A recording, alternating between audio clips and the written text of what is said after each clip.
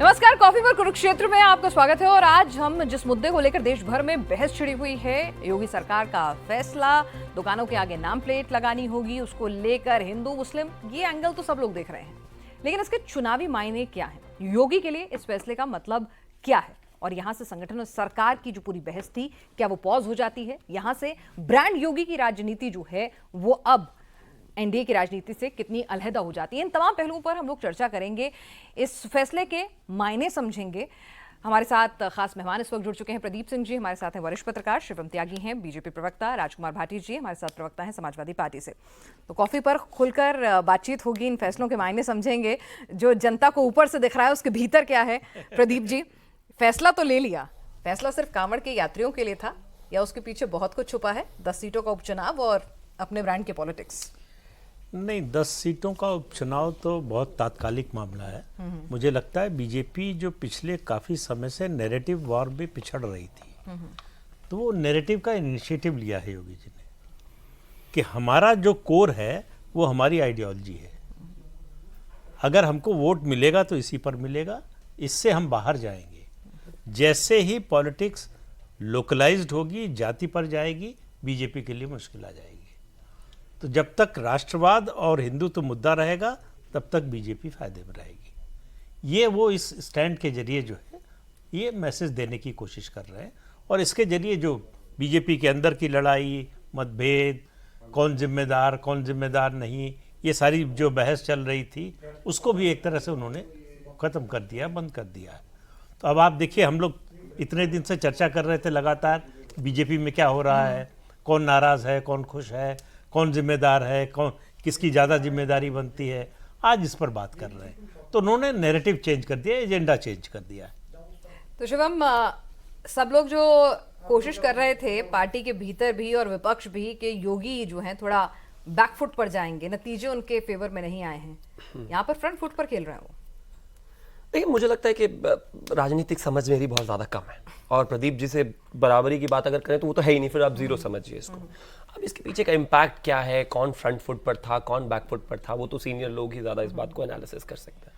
मेरे हिसाब से ये एक रिलीजियस विषय था, वहाँ पर कुछ कंप्लेन आई, कंप्लेन आने के बाद पता चला कि इस तरीके से नाम बदल कर जो चीज़ें हो रही हैं उस पर कुछ होना चाहिए। जाहिर है वहाँ पर अधिकारी ने उस पर काम करते हुए कहा कि ये नहीं होना चाहिए।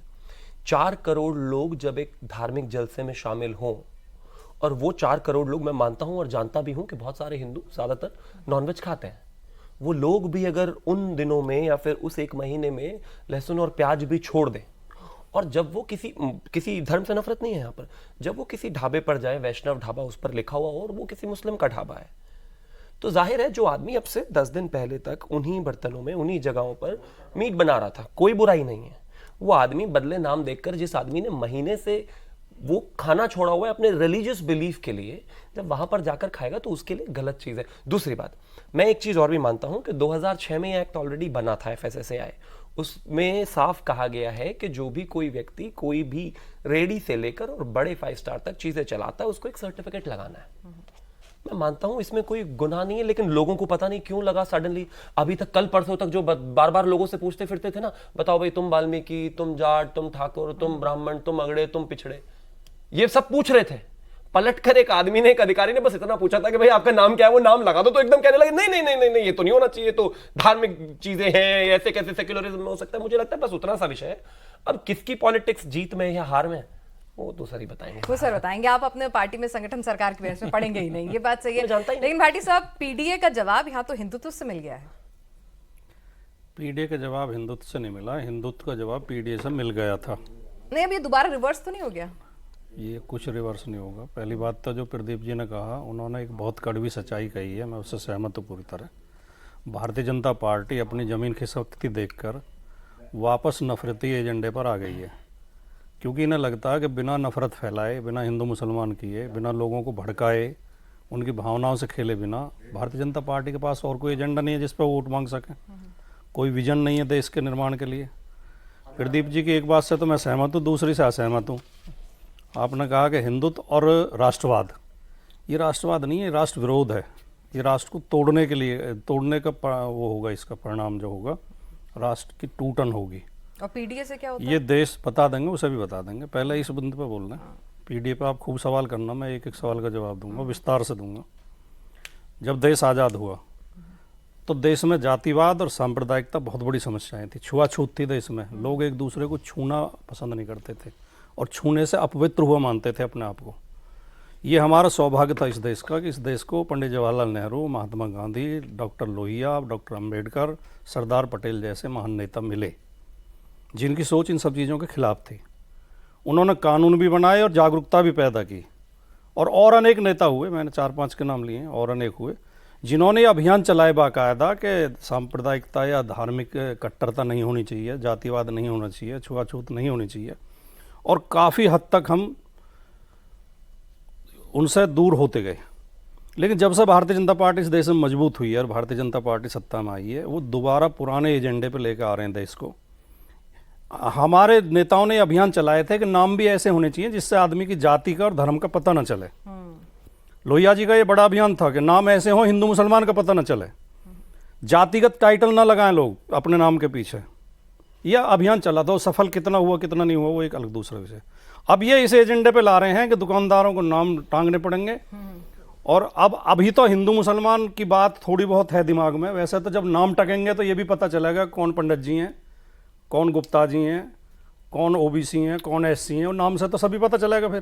तो उसमें दिक्कत कहाँ होगी? नहीं, अगर आपको दिक्कत नहीं, नहीं है पूछ तो रही हमें हूँ, दिक्कत मतलब है, हमें दिक्कत इसलिए है कि जो या तो हम कहें कि फिर उसी मुद्दों पर आया कि हमारा संविधान गलत है, उसे बदल दो पूरी तरह।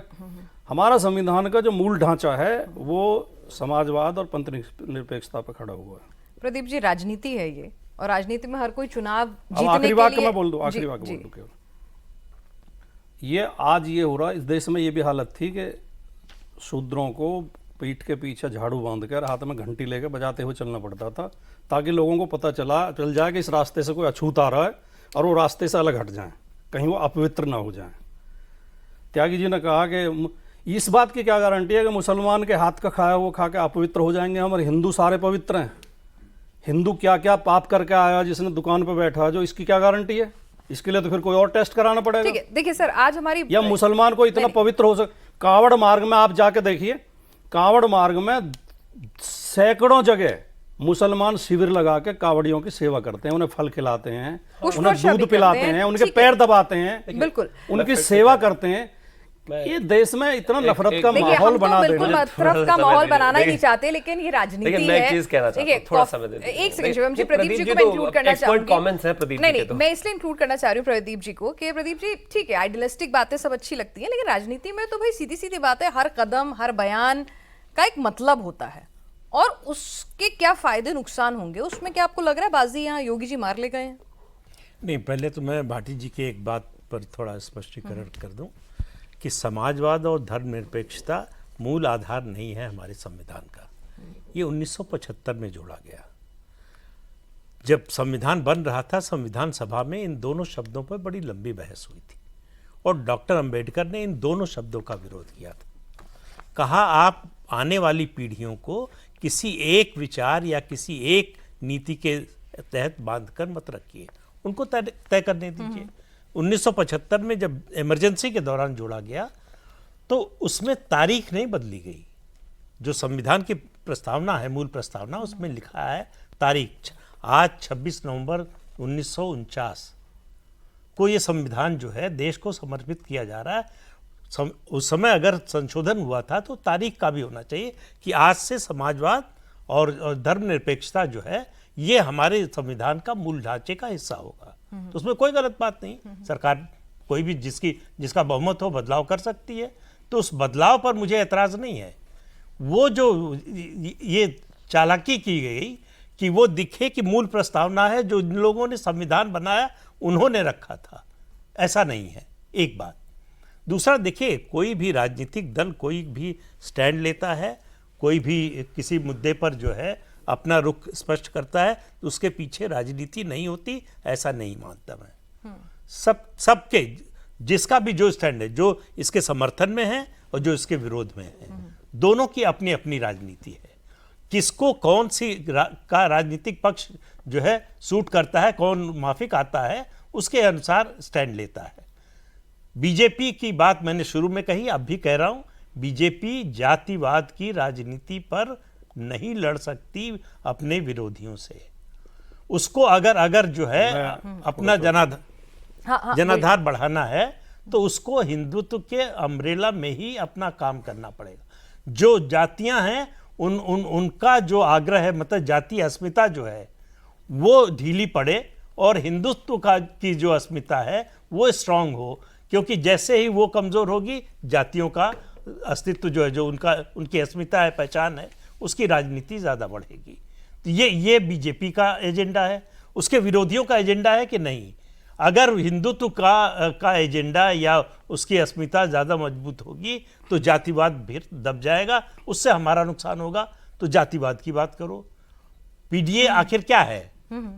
जातियों की ही तो बात है वो। अब मैं थोड़ा सा तो इसलिए जो है सबका अपना अपना एजेंडा है, कौन किसको सूट करता है उसके हिसाब से चलते हैं। आपको लग रहा है कि बस एक छोटी सी टिप्पणी आपसे कि जो बीजेपी अभी चुनावों के, लोकसभा चुनाव के नतीजों के बाद पीडीए के सामने थोड़ी बैकफुट पर आती हुई दिख रही थी, इस फैसले के बाद नैरेटिव चेंज करने में उसे मदद मिलेगी? बिल्कुल निश्चित रूप से मिलेगी। बीजेपी को पहले आप 1984 का चुनाव याद कीजिए, 2 सीटें आई थी बीजेपी की। 1986 में उसने अपनी आइडियोलॉजी बदल दी। गांधीवादी समाजवाद 1980 में अपनाया था, उसको छोड़ दिया। एकात्म मानववाद पर फिर लौट आई, पूरा संगठन बदल दिया। अपने सबसे लोकप्रिय नेता अटल बिहारी वाजपेयी को अध्यक्ष पद से हटा दिया। तो कोर्स करेक्शन एक बड़ा किया, बड़ा झटका लगा था। मैं इस चुनाव के नतीजे को बीजेपी के लिए झटका ही मानता हूँ। तो उसको ये समझ में आया कि अगर हम जाति के मुद्दे पर जाएंगे तो नहीं लड़ पाएंगे, तो हमको अपने कोर इशू पर रहना चाहिए। ठीक है, भाटी साहब। 2 बात कहना चाहता हूँ। एक तो प्रदीप जी बहुत विद्वान पत्रकार हैं, उन्हें कुछ बताना तो सूरज को दिए दिखाना जैसा होगा, लेकिन क्योंकि वो राइट विंग के समर्थक हैं और राइट विंग वाले लोग अक्सर इस बात को लेकर जनता को गुमराह करते हैं कि संविधान में धर्मनिरपेक्षता और ये जो समाजवाद तो 1975 में जोड़े गए थे, केवल शब्द जोड़े गए थे प्रेम्बल में, उद्देशिका में। केवल संविधान का मूल ढांचा पहले से ही पंथ निरपेक्ष और समाजवादी और लोकतंत्रात्मक था। आप प्रेम्बल पढ़ें पूरा। हम भारत के लोग भारत को एक पंथ निरपेक्ष, लोकतंत्र, समाजवादी, पंथ निरपेक्ष, लोकतंत्रात्मक गणराज्य बनाने के लिए, मूल प्रस्तावना में नहीं, मैं वही कह, जो अब है, तो उसमें समाजवादी और पंथ निरपेक्ष शब्द जोड़े गए। लेकिन उससे अगली लाइन क्या है? और उसके सभी नागरिकों को सामाजिक, राजनीतिक, आर्थिक न्याय देने के लिए। समाजवाद क्या है? यही तो है, सभी नागरिकों को सामाजिक, राजनीतिक, आर्थिक न्याय देना, यही समाजवाद है। उससे अगली लाइन क्या है? विचार, अभिव्यक्ति, विश्वास, धर्म, उपासना की स्वतंत्रता देने के लिए, यही पंथ निरपेक्षता है कि विचार, अभिव्यक्ति, धर्म की सबको स्वतंत्रता होगी, यही तो पंथ निरपेक्षता है। तो संविधान का मूल ढांचा पहले से ही पंथ निरपेक्ष था और समाजवादी था और लोकतंत्रात्मक था। ठीक है। अच्छा, दूसरी बात पीडीए की। हाँ, लेकिन पीडीए पे मैं 2 वाक्य बोल दूं प्रदीप जी के, माफी चाहते हैं। नहीं बिल्कुल। आपने कहा कि जाति पे नहीं लड़ पाएगी बीजेपी, और हम जाति की बात उठाते हैं। जाति की बात है क्या?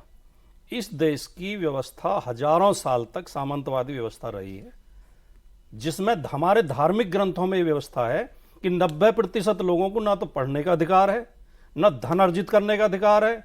यहां तक की पाबंदी है कि वो नए वस्त्र नहीं पहन सकते, पक्के मकानों में नहीं रह सकते, उन्हें नौकरी नहीं मिलेगी, सम्मान नहीं मिलेगा, उन्हें नीचे बैठना पड़ेगा। संविधान से चल रहा है ना, मैं कह रहा हूं हजारों साल तक रहा है।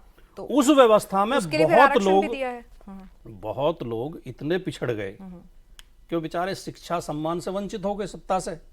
तो ये जो आरक्षण की व्यवस्था जो है, ये जातिवाद बढ़ाने के लिए नहीं, जातिवाद घटाने के लिए, कम करने के लिए। जो संविधान निर्माताओं ने, और बाद में मंडल आयोग की रिपोर्ट, अगर मंडल आयोग की पूरी रिपोर्ट आप पढ़ें, उसमें एक एक बिंदु पर विस्तार से चर्चा है। सर मुझे एक छोटी सी बात बताओ, जो लोग सामाजिक विसंगतियों की वजह से पिछड़ गए हैं, उन्हें बराबर में लाने के लिए यह व्यवस्था है। अगर आप चाहते हैं कि जो दबा दिए गए उन्हें दबे रहने दो, तो फिर आप ठीक है। सर मैं तो ये सवाल उनकी बात बीजेपी नहीं करना चाहती है, बात सही है। पीडीए करें तो आप सबकी बात कर रहे हैं, और अगर कोई हिंदुत्व की बात करे तो भाई पॉलिटिकल आप लड़ाई लड़ने जा रहे हैं ग्राउंड पर, और उसमें आपके अपने अपने परमुटेशन कॉम्बिनेशन है, और सीधे सीधे आप उस हिसाब पर काम कर रहे हैं। इसमें भी एक मोटा अंतर बता देता हूं। हम पीडीए की बात करते हैं, पीडीए को शिक्षा के लिए, पीडीए को नौकरी के लिए, पीडीए को संपन्न बनाने के लिए, पीडीए को आगे बढ़ाने के लिए। ये हिंदुत्व की बात करते हैं मुसलमान के प्रति नफरत फैलाने के लिए, ईसाइयों के प्रति नफरत फैलाने के लिए, हिंदुओं को दंगाई बनाने के लिए, उनके हाथ में तलवार देने के लिए। ये हिंदुओं की शिक्षा व्यवस्था की तो बात कभी नहीं करते, हिंदुओं के रोजगार की बात तो कभी नहीं करते, हिंदुओं को आगे बढ़ाने की, प्रगतिशील बनाने की बात तो नहीं करते, उन्हें वैज्ञानिक शिक्षा देने की बात तो नहीं करते। अच्छा, ये तो हिंदुओं में कट्टरवाद भरते हैं कि देखो मुसलमान की संख्या लगातार बढ़ती जा रही है, 4 बीवी 40 बच्चे, फर्जी आंकड़े रखते हैं। मुसलमान 40% हो गए हैं, कहाँ 40% हो गए? जनगणना आप कराते नहीं। इस देश में चाहे कितनी बड़ी महामारी आई, चाहे युद्ध हुए, हर 10 साल में जनगणना हुई है। पहली बार मोदी जी के शासन में जनगणना नहीं हुई अभी तक। Shivam, thank you. देखिए, एक तो पता नहीं, समाजवाद तक तो ठीक है, लेकिन समाजवादी में झूठ बोलना कब से शुरू हो गया और भाटी जी कब से बोलना शुरू कर दिए, ये बड़ा एक विषय है। पूछो, मैं कहते बता हैं जनगणना नहीं हुई, जनगणना नहीं हुई, हो गई सुन लीजिए ना प्लीज, सुन तो लीजिए। ये डिबेट नहीं है, भूल रहे हैं, मुझे लग रहा है ये टॉक शो की बात हुई थी ना अभी बाहर, टॉक शो में भी पूछ तो सकते हैं। कोर्ट में सरकार ने बाकायदा एफिडेविट देकर कहा है कि जो कोरोना के समय जो जनगणना होनी थी 2021 में डिले हुआ, इस बार सरकार उसको कराएगी और आप देखेंगे 2025 में जनगणना होनी है। झूठ नहीं बोलना चाहिए, ये झूठ है आपका दूसरा। यार, नहीं प्लीज हुई बीच है, प्लीज मैंने बीच कहा, में मैंने नहीं झूठ तो, कौन सा तो बोला ये है? क्यों कह रहे हैं कि नहीं करा रहे? नहीं हुई है। ना कराने का रीजन ये है कि पिछले 400 सालों में इतनी बड़ी महामारी आई। मैंने कहा नहीं हुई है। मैंने कहा था ना डिबेट, सुनिए, ये डिबेट भड़क नहीं बहुत है, जल्दी आता है। डिबेट मेरे नहीं है। सामने मेरी बात को झूठ डिबेट क्योंकि नहीं झूठ है, बोल रहे हैं आप। डिबेट नहीं है। डिस्कॉर्ड ना करें। चलिए, करा एक नहीं मिनट, रही मैंने है। कहा नहीं हुई है, अरे तो हो भाई, गई क्या? भाटी जी, एक तो प्रॉब्लम पता है क्या है? मैंने क्या कहा था? जनगणना की बात ही नहीं करनी है। अब देखिए, ये नॉन-स्टॉप 5 टॉपिक पे आते हैं। सुनिए ना, आज ये 5 मिनट बोलते रहे, मैंने मैं इनको आपको 5 शालीनता से मिनट, सुना। मैं भी आपको 5 मिनट बोलने का मौका दूंगी, बस मेरा आप 10 सुनिए ना, मिनट उनकी बातें नहीं, आप मुझे नहीं देंगे तो मैं लड़के लूंगा, मेरी मजबूरी, मुझे लेना तो पड़ेगा। नहीं नहीं, थैंक यू। लेकिन अब मैं आ गया कॉफी हूं, में अब लड़ने मैं की पॉइंट जरूरत पर नहीं आता हूं। है। इन्होंने पर एक कहा, बात बताइए, आप भी बताइए ना कि क्या सबका साथ सबका विकास जब नहीं चला, आपने देखा, तो आपको भी फिर हिंदुत्व ही याद आया है? 5 मिनट इन्होंने बोला, उसके बाद आपका सवाल गारंटी से मैं लेकर आऊंगा, तय है। इन्होंने कहा कि संविधान जो है हमारा विचार, धर्म और धार्मिकता की स्वतंत्रता देता है। वही तो कर रहे हैं साहब। आपको, मुझे समझ में नहीं आता कि इससे इतना दर्द क्यों है किसी का नाम पूछ लेने से। इस देश में धर्म की बेअदबी पर आप भी रोज देख ही रहे होंगे, प्रदीप जी, आप भी और आप भी, लोगों की गर्दन काट दी जा रही है। धर्म की बेअदबी पर काटी जाती है कि नहीं? जिस शहर में एक दुनिया का सबसे बड़े धर्म के लोग पूजा करने जाते हैं, जो भी उनके धर्म में उसका नाम दिया गया है, वहां पर अभी पिछले दिनों एक जर्नलिस्ट पहुंच गया था छुप छुपा कर, उसके ऊपर केस चलाया गया। यहां पर 4 करोड़ लोग अपनी आस्था का ध्यान रखते हुए, जिसमें इनका पीडीए नहीं चलता, ये कह रहे हैं दलित पिछड़ा है, लेकिन वहां पर तो दलित और ब्राह्मण दोनों कावड़ एक साथ लेकर आ रहे हैं। वो गुजर भी बराबर में कावड़ लेकर खड़ा है, ठाकुर भी खड़ा है, ब्राह्मण भी खड़ा है। 4 करोड़ लोगों उसमें से ज्यादा देखेंगे तो पिछड़े ना हो शायद, वो आ रहे हैं, वो एक साथ जाते हैं, वो उसका धर्म का पालन करते हैं। ये एक रिलीजियस गैदरिंग है वहां पे, बस सिर्फ इतनी सी बात है कि एक आदमी ने जो दुकान खोली हुई है उसका नाम बता दीजिए। आपको क्या दिक्कत है भाई इसमें? मतलब जाति में ठीक ठीक, लेकिन धर्म के नाम पर सब लोग एक अम्ब्रेला के नीचे तो कहते नहीं नहीं, ये तो बहुत गुनाह है, ये तो कट्टर बनाना सिखा रहे। कट्टर नहीं बनना सिखा रहे बाप। कौन वहां पर गर्दन काट रहा है किसी की? धार्मिक स्वतंत्रता के नाम पर, स्वतंत्रता में अगर कोई व्यक्ति नाम बदलकर कुछ चीजों को बेच रहा है तो उसमें सिर्फ इतना कहा जा रहा है कि भाई अपना नाम लिख दो। आपको क्या दर्द है इस बात पे? और उसमें भी कोई मुसलमानों को रोक नहीं रहा है। बाकी जगहों पर जहां गर्दनें काटी जा रही हैं, केसेस चलाए जा रहे हैं, कोई सुनने को तैयार नहीं है, वो कोई बोल नहीं सकता उस धर्म के बारे में। उस यहां हिंदू धर्म में आप चाहे मुसलमान हैं, कोई भी है, आप आराम से अपनी दुकान चलाइए। लेकिन इनको उसमें भी दिक्कत है कि नाम क्यों पूछ लिया साहब? नाम पूछ के तो आपने गलत, फायदा नुकसान क्या है उसको आप देखें। लेकिन ये राजनीति से ऊपर विषय है। जो व्यक्ति धार्मिक है उसके लिए ये विषय है। और प्लस माइनस का तो मैं एक ही चीज जानता हूं कि धर्म की बात जहां पर आ जाती है वहां पर सारी चीजें अपने आप ही बाय डिफॉल्ट साइड हो जाती हैं। मैं ऐसा समझता हूं। उसमें भाटी जी अपने तरीके से राजनीति करें, कोई दूसरी पार्टी अपने तरीके से राजनीति करे, हम तो राजनीति नहीं कर रहे हैं। उत्तर प्रदेश सरकार तो राजनीति नहीं कर रही, उत्तराखंड सरकार तो राजनीति नहीं कर रही, और किसी का नाम पूछ लेना राजनीति है भी नहीं, वैसे भी कोई बुराई इसमें है भी नहीं। जब सब धर्मों को प्रोटेक्ट करने की जिम्मेदारी संविधान की है, सरकार की है, किसी भी रिलीजियस गैदरिंग की पूरी सैंक्टिटी बनी रहे इसकी जिम्मेदारी सरकार की है। जब इज्तिमा में लाखों लोग इकट्ठे हों, उसको सुरक्षा देने से लेकर उनके सारे रिलीजियस बिलीफ माने जाएं, उसको सिक्योर करना जिम्मेदारी सरकार की है। तो एक हिंदू क्या सोचता है, 4 करोड़ लोग क्या सोचते हैं, 500 किलोमीटर से आदमी जिसके पैरों में छाले पड़ गए, जो 200 लीटर जल लेकर आ रहा है सिर्फ इसलिए क्योंकि वो उसकी वो मान्यता है, वहां पर भाषण देने के लिए भाटी जी खड़े हो जाए, वो नहीं मान सकता भाई इस बात को। और जहां तक आपके पीडीए के फॉर्मूले की बात है, वो वहां पर नहीं चल रहा भाई। वो जो 5 करोड़ लोग आ रहे हैं उसमें कोई धर्म का, जाति का नाम लिखकर नहीं ला रहा, सब अपने भगवान को मानते हैं, अपने तरीके से मानते हैं, उसमें आपका गुनागणित नहीं चाहिए। उनकी एक धार्मिक मान्यता है, मेरी एक धार्मिक मान्यता है, मुझे उसमें नहीं चाहिए। अपने तरीके से मैं जीना चाहता हूं, जिस तरीके से मेरे ग्रंथ कहते हैं मैं इस तरीके से जीना चाहता हूं, बात खत्म हो गई। आपकी अपनी पीडीए की राजनीति है, चलाते रहिए, लेकिन इससे दूर रखिए। हम किसी से नफरत नहीं कर रहे हैं, मुसलमान से नफरत का यहां कोई कॉन्सेप्ट नहीं है। नाम वहां पर शिवम का भी लिखा जा रहा है, सलमान का भी, डेविड है तो उसका भी, उसमें कोई दिक्कत नहीं है। इनको पता नहीं क्यों दर्द है। बस बिल्कुल चुनाव के नतीजे आने के बाद कह दिया था कि भाई जो हमें हमारे साथ होगा उसी के साथ हम होंगे, ये सब बातें भी बहुत सारे नेताओं ने कही नहीं, लेकिन उसको क्लियर किया गया तुरंत। उन्होंने कहा कि मेरा बयान तोड़ मरोड़ कर पेश किया गया, और ये ऐसा होता है जब भी नेता इस तरह का बयान देते हैं। तोड़ मरोड़ कर पेश किया गया। हमारा, आप मुझे एक चीज बताइए, इस देश में 4 करोड़ मकान बनाए मोदी जी ने, कोई एक केस इस देश में करीब 7,000 7,500 पूरे पोर्टल्स लगा के इंक्लूडिंग मीडिया है, कोई एक नाम ढूंढकर नहीं निकाल सकता जहां पर सलमान को घर ना मिला हो, शिवम को मिला हो। ये बातें लगातार चुनावी रैलियों में हमने कई बार सुनी है, चुनावी नहीं है, लेकिन असली रियलिटी क्या है प्रदीप जी, हमें आप समझाइए जरा कि असली रियलिटी जो शिवम कह रहे थे कि जब कांवड़ लेके निकलेंगे तो उसके अंदर दलित भी है, पिछड़ा भी है, राजपूत भी है, ब्राह्मण भी है, सब हैं, और जब ये मैसेज जाएगा हिंदुत्व का तो उसके गांव तक भी पहुंचेगा, तो बीजेपी का काम तो हो जाएगा आसान।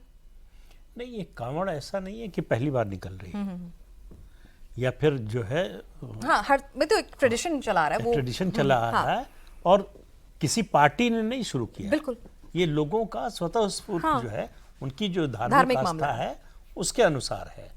वहाँ वो जाति नहीं देखते कि कौन किस जाति का है। हो सकता है अपने गांव में भेदभाव करते हो, इसमें नहीं करते। तो वही मैं कह रही हूँ, यहाँ पर जब ये फैसला आएगा, ये जोड़ रहा है या तोड़ रहा है? बीजेपी के लिए क्या है, ये इस फैसले के बाद जोड़ रहा है? बीजेपी के लिए देखिए, जो भी उनके साथ खड़ा है, उनकी धार्मिक मान्यता के साथ खड़ा है, उसके लिए फायदा है। जो विरोध कर रहा है उसके लिए नुकसान हो सकता है, होगा कि नहीं मालूम नहीं। ये तो वोट देते समय आप फैसला जब करते हैं तो किस आधार पर करते हैं? अपनी जाति के आधार पर, धर्म के आधार पर, उम्मीदवार की छवि के आधार पर, या किसी और कंसिडरेशन से कि हमारा रिश्तेदार है, हमारा दोस्त है, या ये इसने हमको परेशान किया था इसलिए उसको वोट नहीं देना। बहुत सारे कंसिडरेशन होते हैं, कोई एक नहीं होता है। लेकिन ये जो कांवड़ यात्रा है, ये एक धार्मिक आस्था का विषय है। अगर किसी से पूछा जा रहा है कि अपना नाम बताइए, तो मुझे तो इसमें गलत नहीं कुछ दिखाई देता। भाई, ट्रांसपेरेंसी की बात है। अगर हमको मालूम है कि ये सलमान का ढाबा है, तो हमारी इच्छा होगी तो हम जाएंगे, खाएंगे।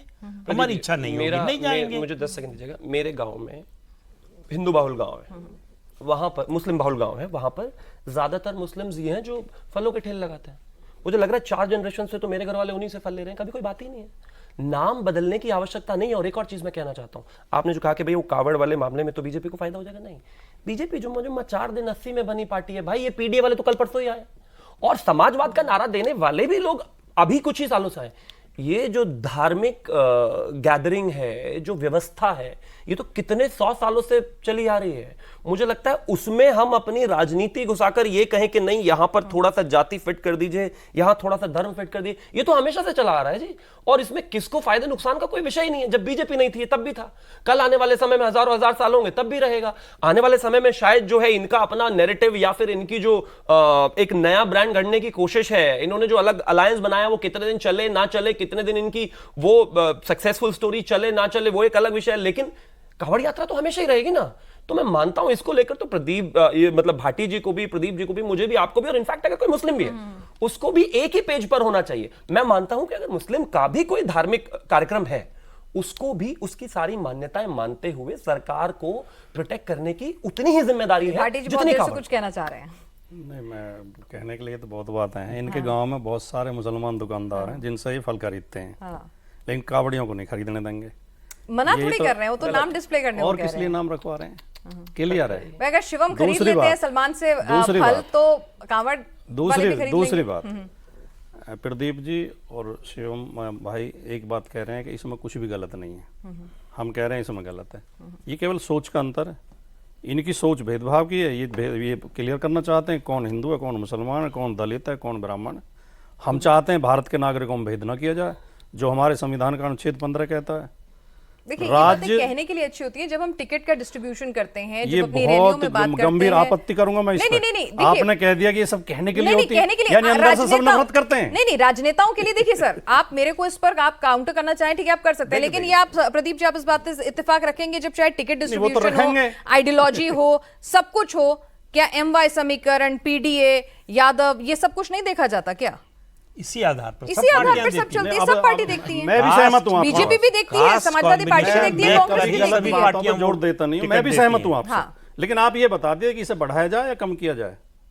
अच्छा मैं आप एक ये और example जवाब देना दे दीजिए चाहता आप। अच्छा। ये है पार्टियों में, हाँ। जातियां देखी जाती हैं, धर्म देखा जाता है, वोट बैंक देखा जाता है टिकट देते समय। और जो PDA का फॉर्मूला लेकिन लाया क्या था, ये ये बढ़ रहा ठीक था है या घट रहा था? नहीं, क्या ये ठीक है, घटना चाहिए या बढ़ना मैं चाहिए? तो पूछ रही हूँ आपसे, अब मैं तो आपसे पूछ रहा हूँ, आप मुझसे पूछ रही हैं। मैं राजनीति नहीं करती, मैं तो आपसे पूछ अरे रही हूँ कि पत्रकार को राजनीति पर टिप्पणी तो करनी होती है। नहीं, टिप्पणी आपकी हम कोई सोच नहीं है इस बारे में। टिप्पणी हम कैमरे के सामने नहीं, आपसे पीछे में बात कर लूंगी, लेकिन फिलहाल सुनिए मेरी बात, एक बात सुनिए बस, मुझे बताइए जब PDA अखिलेश बार बार बोलते हैं तो वो क्या होता है? उसका मैंने जवाब दिया था, फिर दे देता हूं दोबारा। क्या वो कास्ट हजारों कॉम्बिनेशन नहीं साल होता? की सामंतवादी व्यवस्था में जाति के आधार पर अन्याय किया गया, जाति के आधार पर लोगों को शोषण किया गया, जाति के आधार पर उन्हें शिक्षा, सत्ता और सम्मान से वंचित किया गया, जाति के आधार पर इस देश में प्रतिभावान नौजवानों के अंगूठे काटे गए, सन्यासियों की गर्दनें काटी गई, जाति के आधार पर। जाति के आधार पर हमारे सारे धर्म ग्रंथों में, चाहे गीता हो, चाहे रामायण हो, चाहे मनुस्मृति हो, हर ग्रंथ में भेदभाव लिखा हुआ है। हिंदू धर्म के हर ग्रंथ में कि शूद्र को ये करने का अधिकार नहीं है, शूद्र को वो करने का अधिकार नहीं है।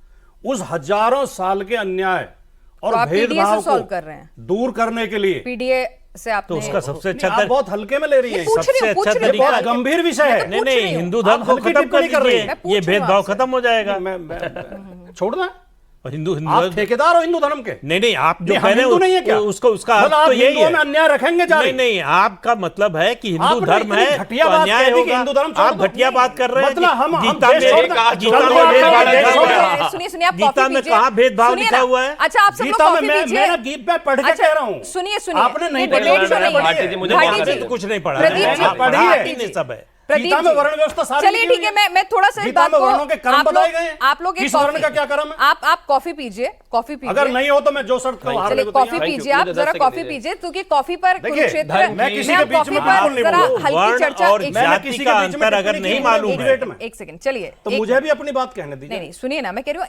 इतना हमारा ये जो माहौल है ना, इस पर हम नहीं तो डिबेट शो हम 5 बजे जब आप करते हैं। गरम कॉफी है, नहीं, गरम नहीं। विषय है, तो गर्मा गर्मी तो मैं होगी। आपके लिए कोल्ड लेकिन कॉफी मुझे मंगवा मौका देती हूँ। दीजिएगा। मुझे मैं आपके देखिए। लिए एक सेकंड, मैं आपके लिए कोल्ड कॉफी मंगवा देती हूँ। शायद मुझे अभी इस पे बहुत देखिए, ज्यादा सुनिए। गर्मा गर्म बहस हो जाएगी, तो इसीलिए मैं बहस नहीं चाहती हूँ।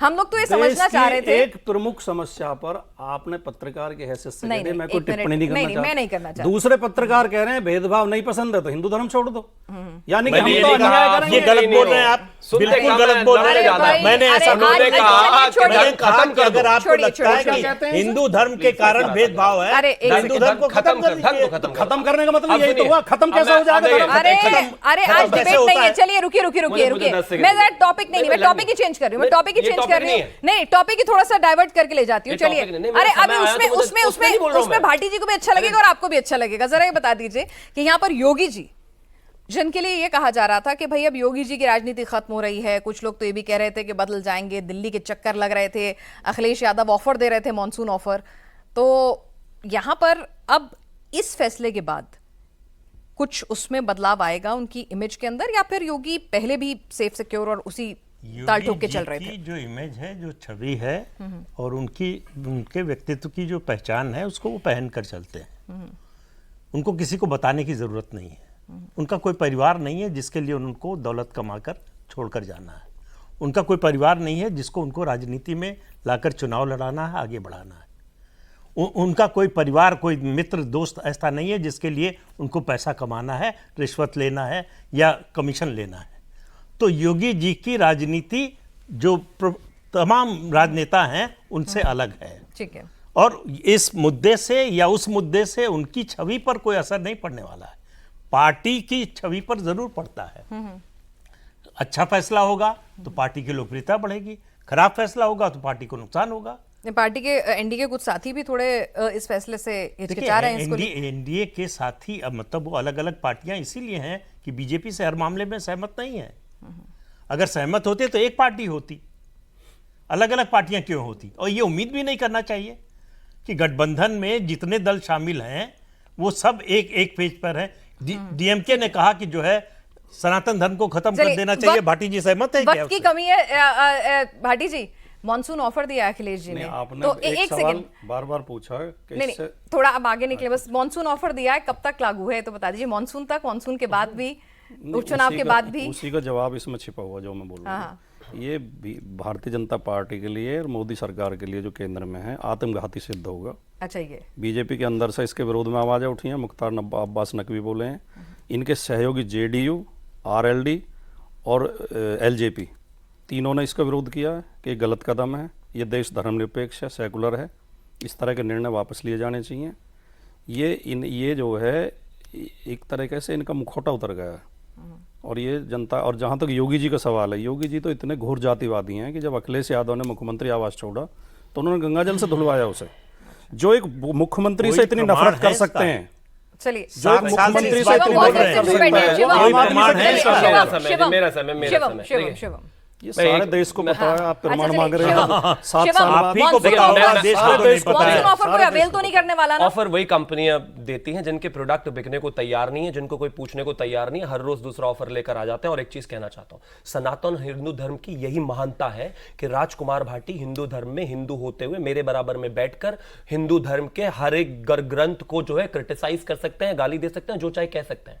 किसी और धर्म में किसी और जगह पर होते तो इनकी गर्दन काट दी गई होती, इनको समाज से बाहर कर दिया होता। रियलिटी है ये भाई, रियलिटी है ये, यही महानता है, यही महानता है। नहीं, बाकियों में काटी जाती है, ऊपर बोल नहीं पाते, बोल नहीं पाते आप। यही महानता है हमारी, यही महानता है हमारी। बाकियों का नाम लेते ही भड़क जाते हो आप, पता नहीं क्यों। यही महानता है हमारी। उन ग्रंथों की वजह से ही राजकुमार भाटी उन ग्रंथों के ऊपर टिप्पणी कर सकते हैं, बाकी नहीं कर सकते। मुकाबला 5 बजे खत्म हो गया था, ये कॉफी थी और गलती हो गई कि ये हॉट कॉफी थी। कल से कोल्ड कॉफी रखवाऊंगी। में प्रवक्ता आ गए, बात हो ही नहीं सकती, बहस होगी। कल से मैं कोल्ड कॉफी यहाँ पर होनी चाहिए। तो आज कॉफी पर कुरुक्षेत्र में बस इतना ही।